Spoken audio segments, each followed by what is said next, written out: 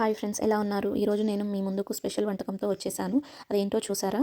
మేక కాళ్ళ షోర్వా అండి. చాలా టేస్టీగా ఉంటుంది. తెలంగాణలో చాలా స్పెషల్ ఇది. సో ఇది ఎలా చేయాలో ఈరోజు రెసిపీ చూసేద్దాం. కుక్కర్ పెట్టుకొని కర్రీకి సరిపడా ఆయిల్ వేసుకోండి. ఆయిల్ వేడయ్యాక దాంట్లో సన్నగా తరిగి పెట్టుకున్న ఉల్లిపాయలు వేసుకోండి. ఈ ఉల్లిపాయలతోనే మనకి గ్రేవీ వస్తుందండి. సో మీకు ఎంత గ్రేవీ కావాలనుకుంటే ఉల్లిపాయలు అన్నీ వేసుకోండి. ఉల్లిపాయలు కొంచెం వేగిన తర్వాత దాంట్లో పసుపు వేసుకోండి. ఒకసారి కలిపేసుకొని దాంట్లో ఒక 2 టమాటోలని సన్నగా కట్ చేసుకొని అవి కూడా వేసుకోండి.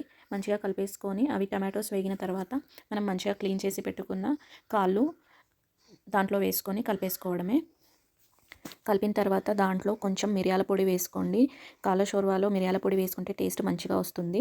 తర్వాత కర్రీకి సరిపడా కారం, ఉప్పు వేయండి. వేసి కలిపేసుకొని కొంచెం అల్లం వెల్లుల్లి పేస్ట్ కూడా వేసుకొని కలుపుకోండి.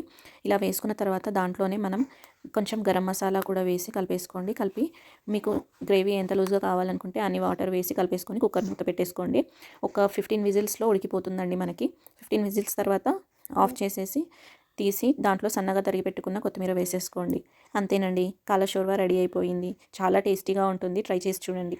ఈ రెసిపీ మీకు నచ్చినట్టయితే లైక్ చేయండి. నా మరిన్ని వీడియోస్ కోసం సబ్స్క్రైబ్ చేసుకోండి. Thank you.